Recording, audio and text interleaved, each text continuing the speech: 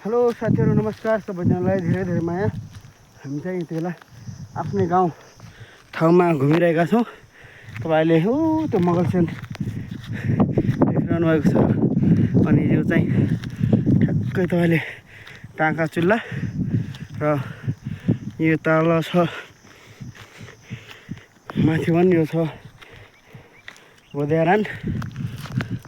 अनि सबैजनालाई मिठो माया मिठो ना तपाईँहरूलाई यो ठाउँ देखाउन जाँदैछु। यो चाहिँ जनयुद्धको बेला सेनाहरूले खन्नुभएको बङ्कर हो। तलदेखि यहाँदेखि परिसम्म सेनाहरूले खनेको बङ्कर धेरै साल पहिले माओवादीले सरी है साथीहरू, माओवादीले खनेको भनेर हाम्रो प्राविधिक मित्र अङ्कल माननीय सम्माननीय कमान्डो भन्नु यस बटालियन यो माओवादीको कमान्डो बटालियन प्रमुख।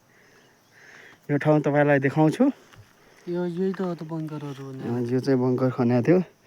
यता सायद मान्छे पनि मरेको थियो जस्तो लाग्छ, तर हामीलाई त केही थाहा छैन होइन। हामी त त्यति बेला चड्डी नलगाएर हिँड्थ्यौँ कि बन्दुक दोहोऱ्याउँदै। अहिले चाहिँ दुईवटा गोलीवालो बन्दुक के।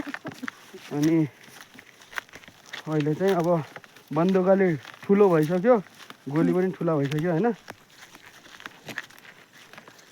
साथीहरू। हामी चाहिँ अब यति बेला अब चाहिँ हामी सालिमा मेलोमा जाँदैछौँ। यी चाहिँ वरपरका डाँडा अनि हामी तिनजना राडा अहिले नै पुगेका छौँ।